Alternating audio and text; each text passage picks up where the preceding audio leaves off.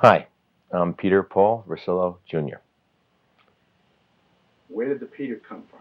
Okay, my father, Peter Paul Vercillo Sr., was born on June 29th, 1917, which is St. Peter's and Paul's Day. So he was Peter Paul Sr., I was Peter Paul Jr. Do you know anything about your father's history or your Yeah, family? I do. My father died when I was 7 in 1955, and it was tough. I have an older sister and a younger sister, and my mom was therefore a widow with 3 kids. And my father, he was 4F because he had ulcers and in the World War II, and his father had a construction company called Wellmix, and it's very interesting. After World War II, the business really took off, and of course, my father's ulcers got worse, and but he was doing pretty well. We moved out of Brooklyn where we were, but his business associate was a guy by the name of Fred Trump. Fred Trump went on to a lot of success. My father was going to move us to Florida. He thought that it was a good idea to buy some land there. His partner, Mr. Berlin, moved there. He is.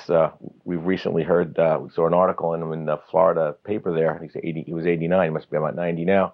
He's a multimillionaire. But unfortunately, my father died in 1955, and so we didn't hit the pay dirt. But then again, if he would have lived and I would have moved to Florida, my grandsons wouldn't have been born for various reasons. So it's just the way it worked out. You know, it was very sad for my younger sister, who's not even 3, and sad for my older sister. Very sad for her too, who was not yet 13. So we were, it was a tough situation. But he was a great guy, my father, great guy. Everybody tells us how wonderful he was. Was that your name then? The wish of your mother and father both that be that you? Yes, yes. It's interesting because I had a brother who was born 2 years before me, and we think he died 2 years to the day before I was born because he was buried. I was born September 3rd, 47. He was buried September 5th, 45. He lived about 5 months. He was born March 30th, and his name was Dominic after my grandfather, which is my father's father. So the second kid they decided to name after my father, which is me. Did you have a nickname growing up? Oh, please, yeah. My family called me Peter Boy. My mother would call me Junior. Sometimes when I'd be out playing with my friends and it was 5 o'clock time for dinner, she'd yell out, "Junie, Junie." That was thrilling. But yeah, I had a couple of nicknames like that. Peter Boy. I mean, I still have cousins who call me Peter Boy. Sure, So sure. yeah. What's your present family situation? Okay. Okay, it's a good question. I adopted my. I wanted to have kids. I always wanted to have kids, and didn't work out. So I adopted, and I didn't think I could, but I adopted. It took me. I had a very long pregnancy of 2.5 years. I started in '78. There was a big winter storm. If you remember, anybody was around '78. Schools were closed for 2 weeks, and because it came with the midwinter vacation, and I had time to think about it, and I decided to go ahead. I've been thinking about it for years. And '78 this was, and in July of '80, I adopted my sons Jonathan and Michael, who later on went to the Brentwood schools, and they got older. Jonathan has 2 children, my grandsons, the twin grandsons, Andre and Andrew, and I have my son Michael later on got married, and he has a daughter by the name of Hallie. So my grandsons right now, I love Hallie too. I don't see her as often, but my grandsons are like the main reason that I'm alive. They're like the joy of my life. They're like the best thing that ever happened to me. They're like the miracles. And as I was saying earlier, if we had moved to Florida, I don't think I would have, even if I would have adopted the same kids, the mother and father never would have met, and my grandsons wouldn't have been born. So it's kind of strange situation. Fate is interesting, you know. Like there are no accidents. Yeah, it's just kind of strange, you know. Uh, so the boys were very young Well, yeah, okay. My adopted sons, yeah, they were 8 and 9, and they had a troubled childhood. Jonathan was burned. He was beaten. He had buckle marks on his face. He was really he really had a lot of problems. Michael did too. They would be abandoned. They would eat dirt. It was just like a typical child abuse thing. And they wouldn't give me younger kids as a single parent. This is one of one of the times when being a male was not an advantage because they just felt single males, white single males. These are my grandsons are African American. My sons are African American, and my grandsons. So what I'm saying is, it was difficult to adopt, but I love them. I knew it was going to be a tough road with them, both of them. And Jonathan had a lot of problems in school, tons, Brentwood schools, and he eventually left the Brentwood schools and he was in group homes and stuff. Michael, he had some problems too, but he graduated and from Brentwood High School, and he's doing rather well right now. He's a manager at Fridays, and he's got a house in Comac and all sorts of stuff. So he's doing okay. But that's what the status is. And of course, I'm still close with my mother, who's living at this time is living in Florida, and I have a sister in Florida, younger. My oldest sister is living out here in Mount Sinai. And where do you live? I live in Brentwood. I was born in Brooklyn. Spent the first 3 years in Brooklyn. Then we moved to Elmont in 1950. I spent 12. What part of Brooklyn? Canarsie. Oh, actually, I was born in Well, I was in my grandfather's house, my mother's father's house in Bensonhurst for a little while. But for about 3 years or so, I lived in Canarsie in a flat my mother says was rat infested, and she couldn't wait till we moved. And of course, my father was doing okay at that time, 1950, after the war, and we had a house in Elmont, which was considered way out. It's really across the Queens border. And I had a fantastic, wonderful, tremendous elementary school life in Dutch Broadway School, which obviously influenced me to be a teacher. It was like a great school. We were the first kindergarten class. I was in the first group to go from kindergarten to sixth grade and graduate, quote unquote, in 1959 from there. And it was a wonderful school. I had wonderful teachers except for one, and it was just a wonderful experience. Wonderful experience. So you remember all that? Oh, I remember all my teachers. I can mention them to you. You know what? Miss Sayre in kindergarten. She became Mrs. Rosenberg, Mrs. Fenton, Mrs. Feld in second, Mrs. Hendricks in third, Miss Pierce. We call her Miss Pierce because she pierces an arrow right through your heart. Obviously, that was the one we weren't so crazy about. God bless her. She later became Mrs. Lowe, Mrs. Votes, and Mr. Johnson. Mrs. Votes, Miss Carolyn Votes, was an absolute favorite teacher. She was the one who inspired me. As I said in my retirement speech, she saw a awkward, not so little boy and befriended him. She knew I didn't have a father. They were very nice to me. All the gym teacher, the art teacher, the music teacher, the librarian, they were all very nice. It was a good school, very creative school. You've already told us a little something about the boys and about the grandchildren, but how about the personalities of them? How do they differ? Well, and given the history, I understand that there's a lot of other mitigating factors here. Yeah, Jonathan and Michael, my sons, you mean? Yeah. Okay. Well, Jonathan. Okay, we know. I've told you about Jonathan's being abused. At 5 years old, he was babysitting himself and 3 other little kids who was the mother's friends' kids. So he was in charge of 5 kids at 5 years old, and the father was gone. He had started a new family, and the mothers were gone. So he was in charge of all these kids. So he had a survival thing. Like he would tell any story, tell anything, make any lie to survive. So dealing with John was difficult. Michael was more inward. He kept everything in. To this day, he still does, and he was different. He told lies too. They were foster kids, but they're different in that way. Plus, they have different fathers. So Jonathan always was thought to be younger than Michael because Jonathan was smaller and heavier, and Michael was taller and thinner.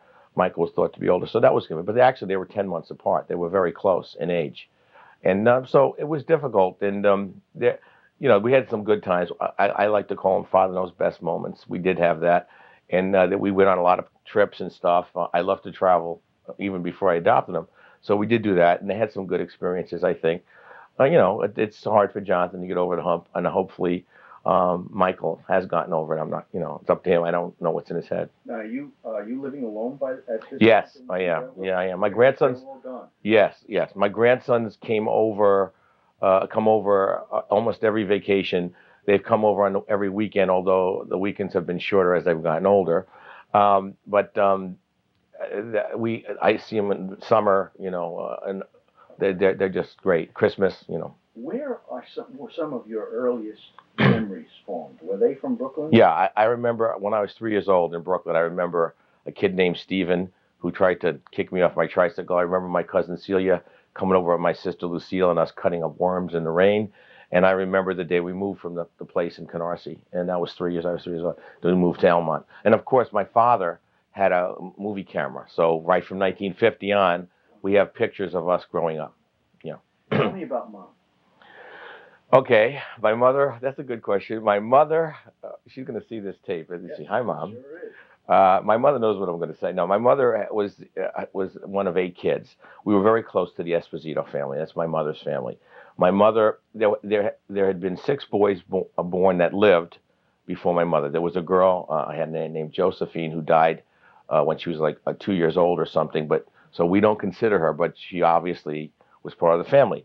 But my mother was the first girl, and my grandfather right away called her Dolly. And she's a Dolly. She was the girl, and she was the head girl. There were 2 children after her, but my mother was considered to be like the princess, so to speak. And my father worshipped my mother, worshipped her, and he pursued her. I don't think she wanted to get married, but she pursued her. He pursued her.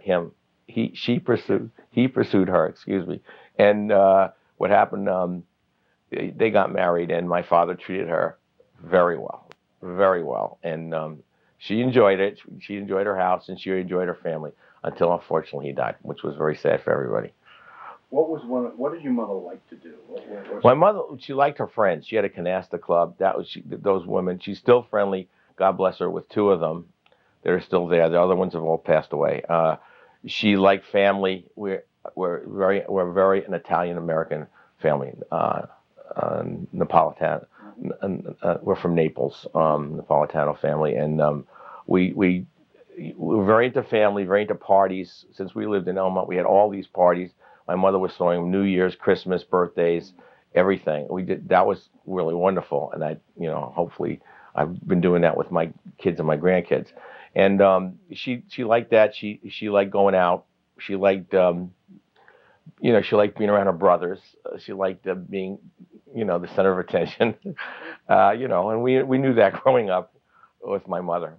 She was. When you think of growing up with your mother and you associate a memory with her, is that the kind of thing that comes to mind? Yeah. We could talk about other things. My mother and I had I was the only boy, and at 12 years old, I had a kind of enough of Mom telling me what to do. So we had some problems there. But she always says I was the easiest of the 3 of us to raise. And believe me, my sisters were easy, so I must have been real easy. Because I did whatever she said to do. I mean, I was a good kid. I was a good kid. Where were you in the middle? In the middle. Tell me about the others. My oldest sister, she's great. She was kind of aloof. She's so kill me for this. How many years? There's 5-year difference between 5 years difference, 4.5 and 5.5. So my oldest sister Lucille, she was very, very smart. She started kindergarten at 4.5, and she started first grade at 4.5. She didn't have to go to kindergarten. She skipped kindergarten. She was so smart, and so she graduated high school early in Elmont Memorial, and she married very young.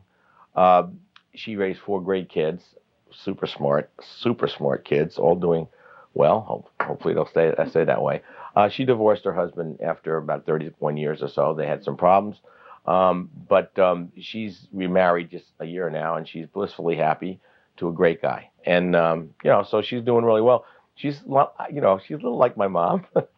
She's got some of the qualities of my mom, but she's a lot calmer, and she's a good friend. She's a great friend. She's just terrific. And she's wise. She's a smart person. She's really smart. Who came next? Me, and then after that was my sister Virginia.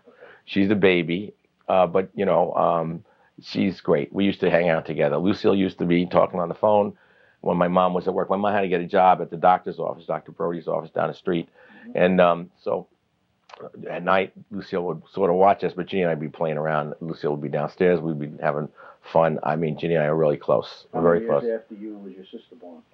She was 4.5 years after me. So she's great. She lives in Florida now. She has a lovely daughter too, very smart. Ginny and I have a little bit more in common than Lucille and I because there's sort of like a I don't know, maybe the 4.5, the 5.5 years. The '60s. When you think of the '60s, we were both, Ginny and I were both growing up in the '60s, while Lucille was kind of already grown up by, she was married by 1961, so it was kind of different. So we share that. Did you all know your grandparents? Okay, we knew. Okay, I never knew my grandmother, who was supposed to be wonderful on my mother's side. Never knew her. I knew my grandfather on my mother's side. He died in 1952, so he lived at our house. A lot of our relatives came to our house, started living there because we were the house in Elmont, so which was great. So I knew my grandfather for a little bit. Ginny didn't know. My older sister Lucille, of course, did. On my father's side, I knew both my grandparents. That there was that we were very close. But then after my father died, for whatever reason, my grandparents did not see us anymore. They didn't see us. They stopped seeing us after, and they were very close. We think it's. I had an aunt who never got married, and we think it was her doing. Although I can't understand how my grandparents would let her control them. But anyway, when I got to be 17 or 18, and I got a license, which was about 10 or 11 years after my father had died. My mother said, I said, Mom, can I go to the car visit them? And I did renew a relationship with them, with my grandparents. My mom had no problem with that. But my grandfather at that time had a stroke, and he could hardly talk, and he sort of knew who I was, but my grandmother did. My grandmother definitely did. And Ginny came with me, my younger sister. My older sister, she had invited my grandparents to her wedding, and they didn't come. And, so she was married at this time, but this was 1965. Was this in the Neapolitan part of the family? Yes, yes. Yeah, we were. Have you ever gone to Naples? Yeah, I went to Rome, but not Naples. Okay, so you never traced back? No, we would like to do that. Lucille and her ex-husband had gone, but they really couldn't find anything. But anyway, that was what was happening with my grandparents. So we did know. Then eventually, of course, my grandparents died. First, my who died first? I don't remember, but they died. It was interesting. They died 2 years apart in July on the exact same day, which I thought was interesting. My grandparents died. Now, you pretty much described what it was like growing up in your family, and it sounds like a real normal Italian-American. Definitely, 100%. Among adult influences, besides your parents and grandparents, were there other people who exercised a lot of influence on you? Well, it's difficult. It was very difficult not having a father. It was strange because the kids in back of me, there were 3 boys, basically the same age as 3 of us, and their father had died even before my father had died. So it was that kind of situation. So I knew there were other people without fathers, but of course, I felt marked. I felt like it was unfair and all this other stuff, and I felt embarrassed. Everybody had a father except me. I did have my Uncle Frank, who's my mother's brother-in-law, what we consider my uncle, and he would come. He was always there for us. And my Uncle Willie would always there for us if I needed. I will say all my uncles were great. On my 12th birthday, they knew I loved Wise potato chips. And on my 12th birthday, they all came. It was Labor Day weekend because I was born around them. And they came to my mother's house in Elmont, and they all brought me the double bags of Wise potato chips for my birthday. I always remember that was like great, So, but they were kind. My Uncle Jerry at one point took me to he knew I was a Yankee fan. All of them were all Dodger fans. They were all losers. I was the Yankee fan. The New York Yankees, as I would say. And my uncle took me to an All-Star game in 1950, whatever, 6, 7, 8, which was wonderful. So but there was nobody really that big. My mother did eventually remarry 3 more times, and I was never really close to any of those guys. You mentioned before that there was a teacher who influenced you to become a teacher. I was going to ask you if there was one particular person, and that may be the answer, that has influenced you. Talk about her. Well, Carolyn Votes was a wonderful person. I don't, you don't know. The kids all think, when the kids see, oh, Mr. Vercillo, they don't really know what I'm like. So I don't know exactly what she was like. I remember one time we went on a field trip. I guess we were going to the Mayflower. They had the Mayflower. They reinvented the Mayflower in the 50s. And I don't know where we were going. And we were on the bus, and she would slit up a cigarette and started smoking. And I went up to her because You smoke? And I remember saying that to her. She had like this look on her face. That was like the worst thing I did for her, I think. But what had happened is I had been in the quote unquote smart class in fourth grade, and the fourth grade teacher that I didn't particularly like went to fifth grade. She took all the kids with her except me and this other girl. We were kicked out of the smart class, and I ended up in Mrs. Vogt's class, and she was wonderful. And everybody, my friends are envious that I had her when they had to stick with this other teacher 2 years in a row. So it was, she was very kind, and I would visit her in high school. The last time I saw her, I was student teaching in the Elmont School District, and she was a principal at Alden Terrace School in Valley Stream, North Valley Stream, and I went to visit her, and she remembered me. I think she remembered me. I don't think she'd forget me, and she was very kind and everything. The sad thing is, of course, and she retired at age 55. She had a heart problem. She smoked, and she had a heart problem. And she died, I think, within a month or two of her retirement at 55. So that was very sad. And I had heard about it at my older sister's 25th anniversary party. I had one of her friends kids went to Alden Terrace School, and they told me that she had died. And I specifically went to the Brentwood Library and looked up the article, and I made a copy of it. I mean, she was just a great teacher and a very nice person, very kind. And with me, I don't think I wasn't a bad kid. But I must have been I think as a teacher, I attracted kids who were needy. I didn't necessarily attract the smartest kids, but I attracted kids who were needy. And I think she must have felt that I was needy, for whatever reason. Describe yourself as from memory at that time. What kind of a kid were you? Well, I always thought I was pretty smart, but I was lazy, I guess. I didn't want to read, although I love reading comics. I loved watching TV, but I loved to escape. I loved to escape. I had this whole fantasy thing, I played baseball and stuff with the kids. There was a lot, Tommy Johnson's lot, then it became Kenny Price's lot. It was owned by a church, two houses down. But I would always be picked last or next to last. And, like my friend's brother who was 2 years younger than me, would be picked ahead of me. That was enough of that. So, and I couldn't play that well. So I had my own world. So, I love the movies. I love going to the Argo Theater in Elmont. It was just great. We had a great, my father, we had been to the movies a lot with my father. My father had, for 2 summers, had rented places in Rocky Point the 2 summers before he died, and we went there, and we went to the Coram Drive-In and the Brookhaven Theater there, and we just had a great time, and seeing all these great classic movies, and then into the 50s. So I was only into that, and that really kept me going. And Mickey Mouse Club and Disney, big to me. I still am a Disney freak. Do you have any connection with people that you went to elementary school? Oh, certainly. Yes. Yes.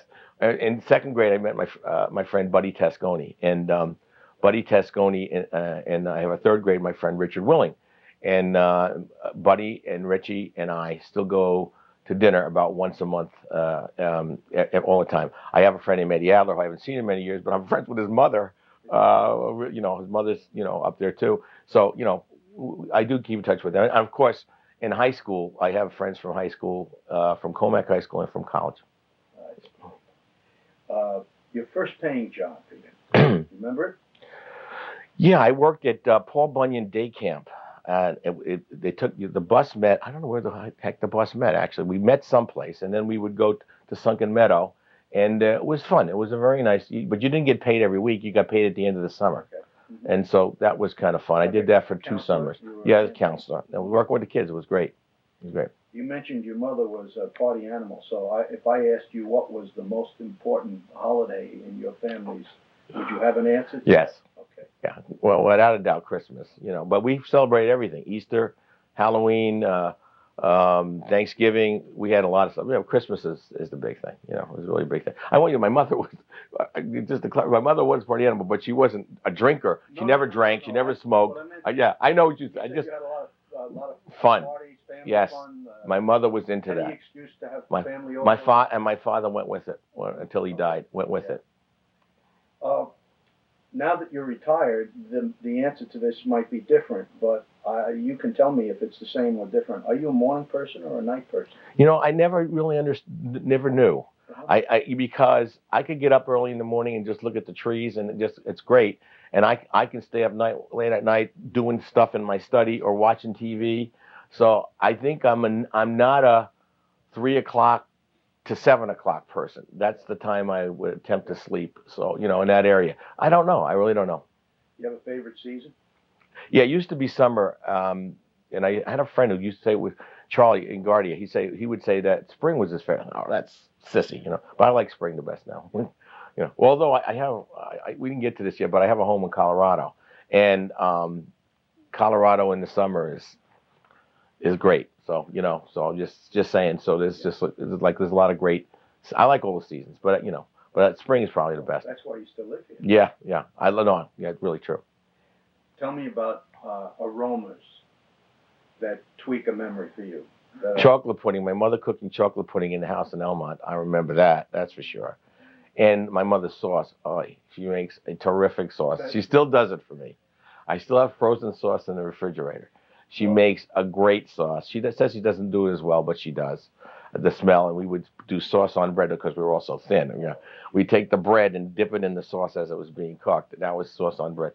We do that. My mother's sauce, my mother's macaroni and stuff was great. You know, it was great. That kind of stuff I remember. And the chicken and the onions and potatoes she would make. Those food smells, and you know, those are lovely. Yes, too, right? and Christmas. The smells of Christmas. You know, the trees. We always had real trees. To this day, still have real trees. That was a big holiday. Yeah, Christmas was the big holiday. Yeah. You mentioned it, but let's go through chronologically the schools that you attended from the time Sure. First day of school and whatever you remember from that. Okay. Well, okay. 1969, September 3rd was my 22nd birthday, and I was in room 22. I took a picture of my classroom door that day, which I also used in my retirement thing. But it was a wonderful experience working at Northwest Elementary School. I taught there for 9 years before it closed. It later, of course, became the 10th grade center, the 9th grade center. But I loved Northwest School. It was great. And I just loved all the crazy things that we did. And it was really wonderful. It was a sad time because remember the Vietnam War was really raging. And I will say also that a lot of the kids who left us at the Northwest went on to the middle school and high school and got into drugs and crime and stuff. So that the 70s were not necessarily a great time for older kids, but for the younger kids, it was great. And you know, we had a great school. I mean, Northwest Grade School. I think we're going down a different road. The road I was suggesting was when you first started school. Oh, I'm sorry. That's all right. No, we're going to come back. Yeah. When you first started school, you went to what school? I'm sorry. Do you remember anything about that first day or yes. First year? Well, then from there, what schools did you attend? Okay, when I was a kid. I'm sorry. That's okay. Okay, I started school in 1952 in Dutch Broadway School, as I said, in kindergarten. We had kindergarten and first grade. The schools were so crowded that we had half days for kindergarten, and even first grade we had half days. And I was in room kindergarten A for both years because I was in the June to December group, being born in September. So I had morning kindergarten. I guess they felt the immature kids had to go in the morning. So, but I had a great time. It was a really good school. I remember a couple of things. I remember my sister Lucille, even though we were only 5 years apart, she was 6 years ahead of me because she had been skipped when she was little. So the last day of kindergarten, I thought my sister was going to pick me up from kindergarten. I thought she was going to pick me up the last day. And I waited and waited, and everybody left the school, and she didn't pick me up. And so I think my teacher, Miss Sayre, she called up my house, or somebody called my house, and then my sister came and picked me up. I just remember that for the first. We had a lot of good times. I remember the only fight I ever won was I was going to the bathroom, and this kid, Joey, I won't say his last name, he tried to get in the bathroom. I can't believe I even won a fight, but I got to stay in the bathroom in the kindergarten. I remember that, and I remember snack time, and I remember playing with the great blocks and having, just a great atmosphere in the school. It was a great school. I said that before, but I'll say it again. And then you went to high school? Yeah. The Elmont has one high school, Elmont Memorial High School, which is 7 through 12, which is an unusual situation. They probably had more of those in those days, but certainly they don't have them anymore. I think, although Elmont might still. I was there from 7th till after the first quarter of 10th grade. I was in Elmont Memorial. Then my mother remarried for a second husband, and we moved to Comac. So I left Elmont in 10th grade when I was 15 years old, and didn't Didn't like the move. Did not like the move. Did not like losing my friends. As it turned out, I met some great friends in Comac, that I really love. But it was they're very difficult. 10th, 11th, and 12th. It was different type of kids. It was a different setup. Comac was not as elite as it is now, and it was. I did it. I used to write letters all the time. Then after 12th grade, I got accepted to New Paltz, which is I wanted to go to. It was away from home, but not too far.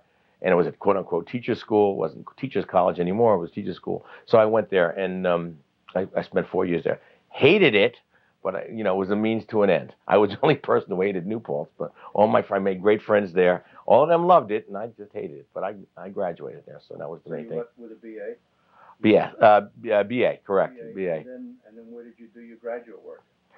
Okay, I got it done in a year and a half because, I went in the summers. I went in a couple of summers, and then I went Friday nights. I would drive up to New Paltz and take a course or two. I can't remember whether there was one or two courses, then drive back Friday night again. I just wanted to get it over with. I promised myself I wouldn't go back to New Paltz, but I took a couple of courses at Stony Brook.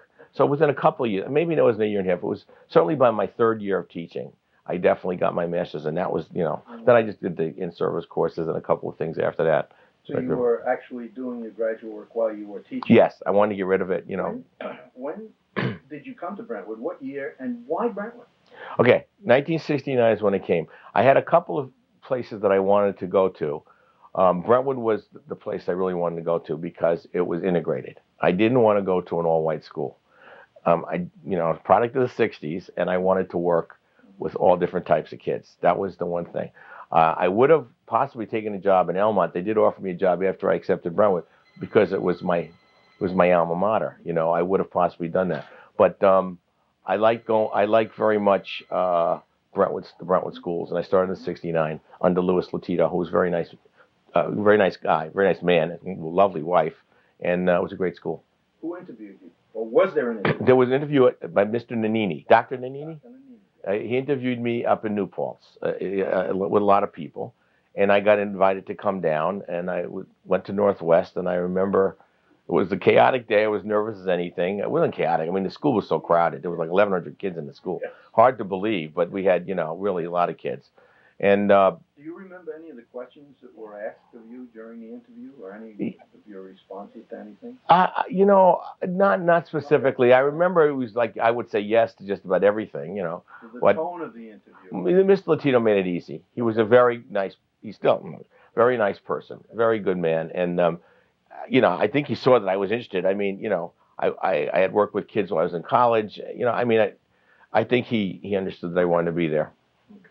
And then your first impressions of Brentwood and the district when you started to teach.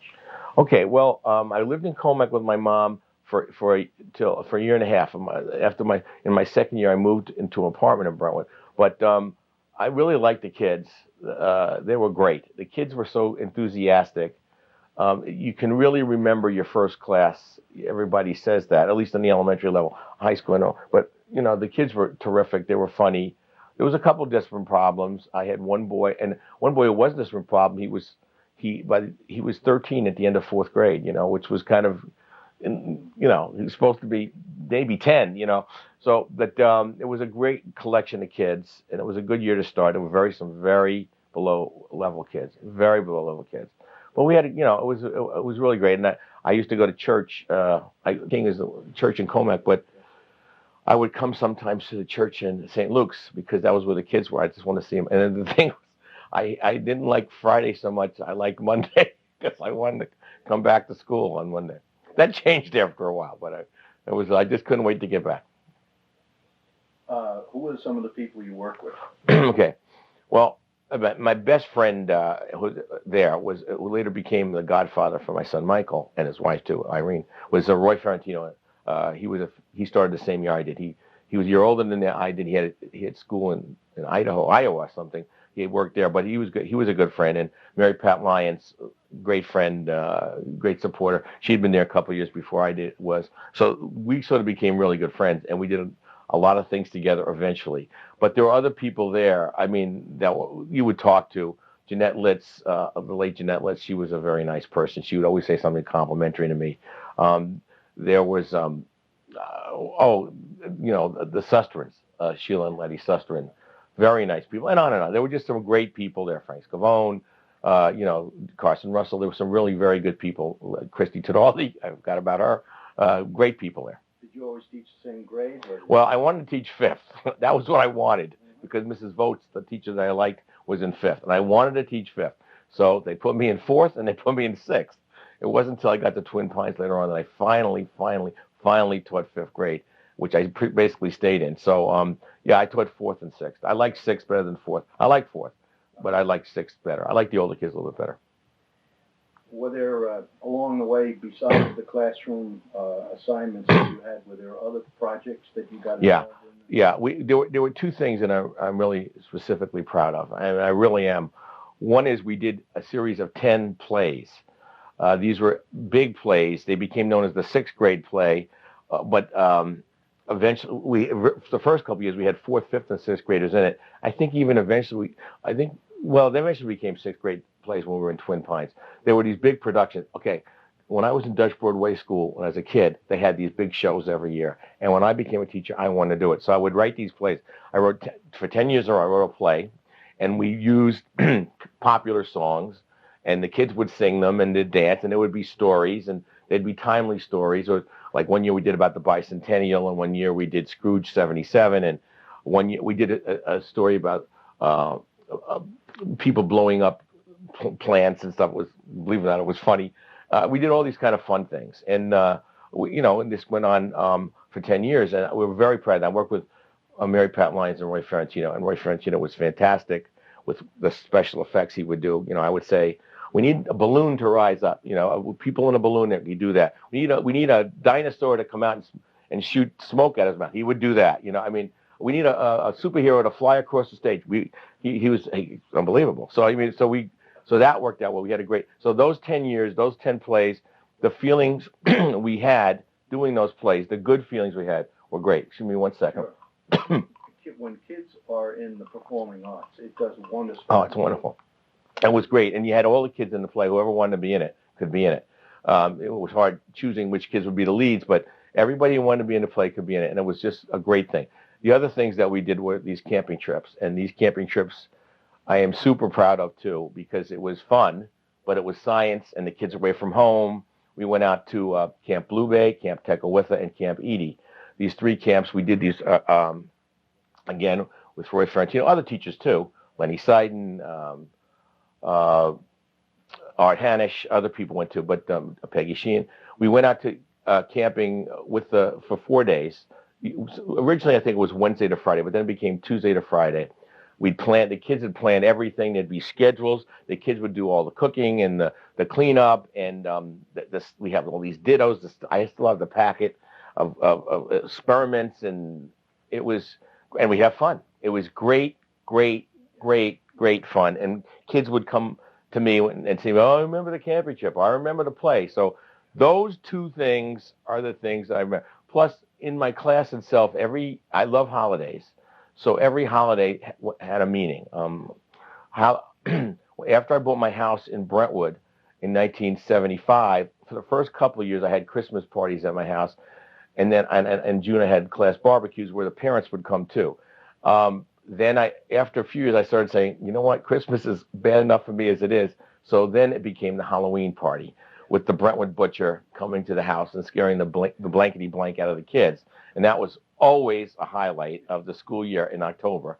So the kids would come home to the house in October, and we'd have fun, and they'd come over in June with their parents. So I always have a chaperone. At the beginning, I didn't have a chaperone, which is kind of, you think about it now. But then eventually, I had to make sure there was a PTA parent there or somebody was there, because, whatever. So we had great times. So those are the things I'm really, kind of things I'm proud of. We had Christmas party in the class. We would have a balloon pop game, and the kids would have to act out what it says in the balloon. We'd have an Easter party. We'd have a Valentine's King and Queen contest. Plus, we did education in between. So it was great. I'm also proud of the books that we read. We did a lot of literature. When I was in the older grades, especially, one year we did Up and Down Staircase, and we wrote to Belle Kaufman, and she wrote back. So things like that. I mean, You can't. The kids read the Human Comedy, which I wouldn't have used with an ordinary group, but there was such bright kids, they could handle it. And then we saw the Mickey Rooney film, and so it was a lot of stuff. And I also did one other thing that I really am proud of, I should put in there, is I had this film study, which was a joy for me. I would show films after school. It was an enrichment thing, and I'd show films after school the kids would never have seen, and like Human Comedy one year, or It's a Wonderful Life before it became popular on TV. And it was just so great to show all these movies, and we had a great time doing it. And the kids really liked it. We had popcorn and stuff, and so it was a lot of fun. It was a lot of work getting all organized and everything, but the film study was one of the things I'm proud of. What strikes me, Peter, is a lot of people will say, "Oh, I wouldn't live in the community where I teach because I want my privacy or I want fun." But you intentionally moved to Brentwood. Yeah, on purpose. I thought it was great. I just thought it was great. Yeah. Plus the commuting. I had a friend, my friend Rich. He commuted, from Miller Place to Belmore. It was like it was 2.5 miles to work, 3 miles to Northwest, and 2.5 to Twin Pines. I mean, it's like, forget it, But it was great living in the community. It was strange sometimes when you have people come to your house who live there, but I really didn't mind it. It was really nice. Now, clearly, there's a purpose behind what you did. I mean, you had a job description and all that, but you had your own reason for coming to a classroom every day and for doing all of the things that you wanted to accomplish. Could you try to define or put that into words what your purpose was when you were working? Well, okay. Clearly, my father's death influenced me tremendously. So I really wanted to be not necessarily be a father image, but to be a positive male image somehow. But I didn't even think I thought of that. It was more selfish. I really like kids. I like kids better than adults, and I really like working with kids. And I felt I knew them well enough that I could teach them. One of the things somebody asked me, what do you think, if you were successful, what do you think the secret of your success was in your teaching? I think it was humor. Just to be funny all the time, and the kids, there was times we were serious, but just to have humor and with the kids and just joke with them and let them know that what they do, even if they do something wrong, I still love them. They're still good kids. They're still worthwhile. Sometimes the message didn't get across, but hopefully it got across often enough. Yeah. Beautiful. Well said. You were a member of BTA. Mm-hmm. Were you active? Mm-hmm. Tell me about that. Okay. My second year, 1970 to 71, Roy Ferrantino, he said, he was a delegate. He said, I need a delegate. You want to be? So of course I didn't say no. So I became a delegate in 71. Then Roy became vice president of the union, so I became chief delegate. The thankless job of being chief delegate, and I was chief delegate from 72 off and on till 2001.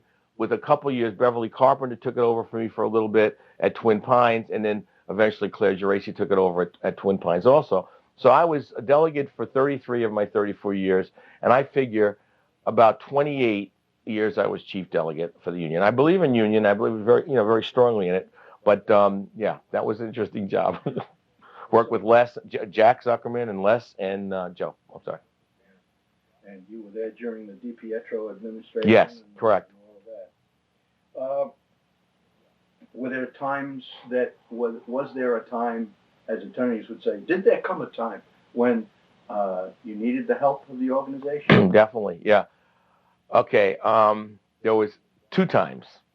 Okay, in the 1970s, this is when the War of Vietnam was still on, the district decided, I don't know who it was, Mr. Felicio, I don't know who it was, that everybody had to sign loyalty oaths. And,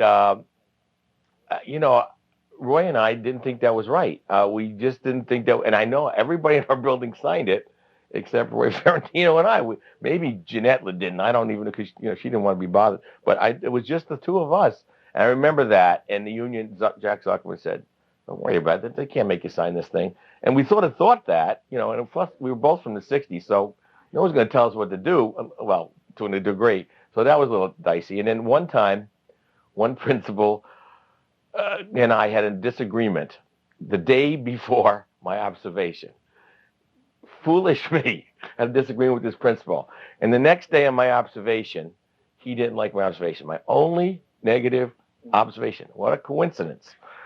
And so what happened was I went to Les, as a matter of fact, and he helped me respond to this. It really wasn't, what were they going to do to me? And, but it was embarrassing, and it was hurtful because I never got a bad observation. And anyway, but after that, that was basically it, But the union was always there because there was always problems in the school. They would come to the chief delegate. The chief delegate would go, I don't know what to do. So you'd call up. And I will say, Jack and Les and Joe, as far as I'm concerned, as far as the union's concerned, were always there, which I always appreciated because I didn't want to mislead anybody.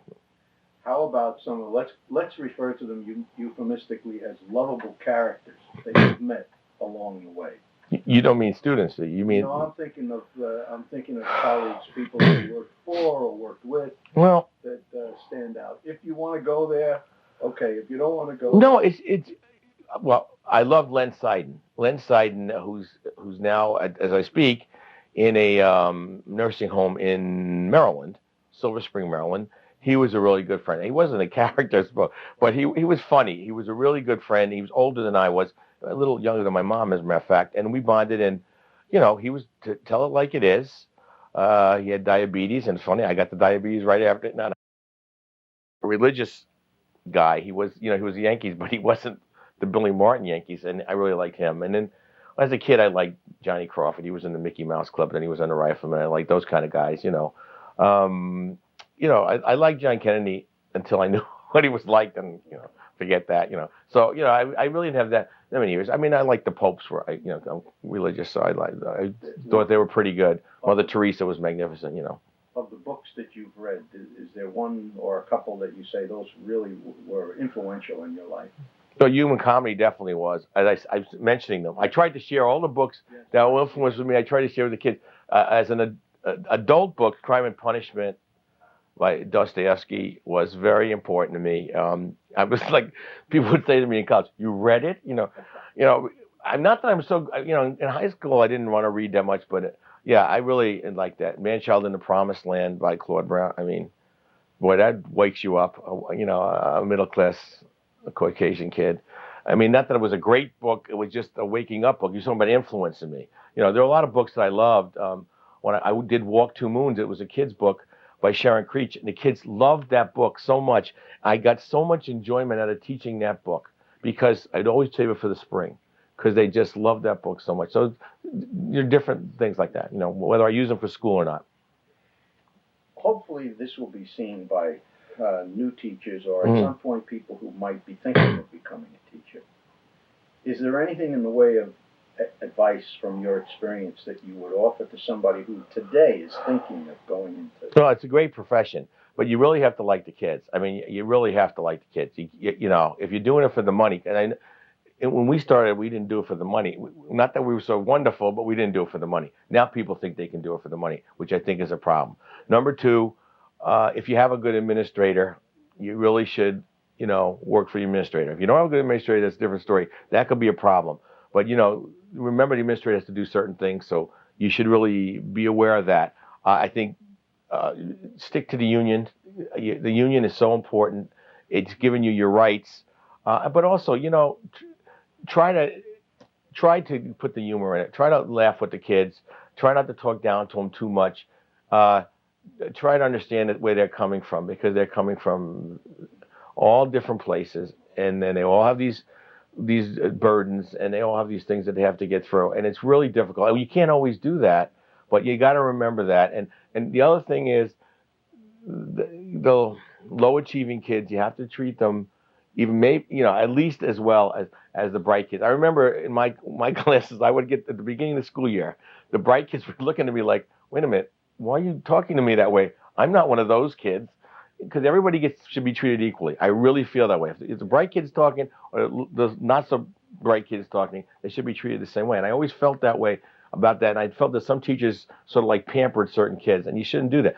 Eventually, you pamper everybody, but the rules should be set right from the beginning. And the kid should know the teacher's going to be fair to everybody. I really think that's really important. What did I forget to ask you, or what do you want to talk about that hasn't been brought up so far? John, you were great. The camera's on me, so I'm not going. No, I just, I think why would you retire? I don't know why I would retire other than I did because everybody told me I should, or it's about time, and it turned out to be this magnificent thing. And I really didn't think it would be as good as it was. That's basically it. I never thought it would be as good as it was. And also, you don't have a 5-year plan or anything at this point. no, as I say, I have the home in Colorado, and which is what I fell in love with Colorado in 1967. I bought the property in 1974. I built on it starting in 2002, and I finally have my home. I'm very fortunate that I can do that. It's a beautiful home. It's right. There's a magnificent view of Pikes Peak.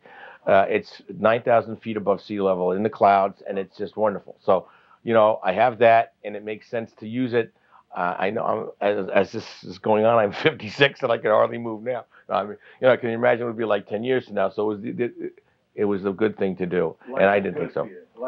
Yeah, there are things that that I would like to fill in the gaps. I really would, but I always said, it could be worse. There was one of my great students, Jonathan Martin, did a storytelling, and it could be worse. So it was a Yiddish story, I guess, and he would say it could be worse, and it could be worse. You know what I'm saying? It's true. He was right. I don't know how to thank you. No, thank you. It's been a pleasure listening to you. Well, thank you for your time. God bless.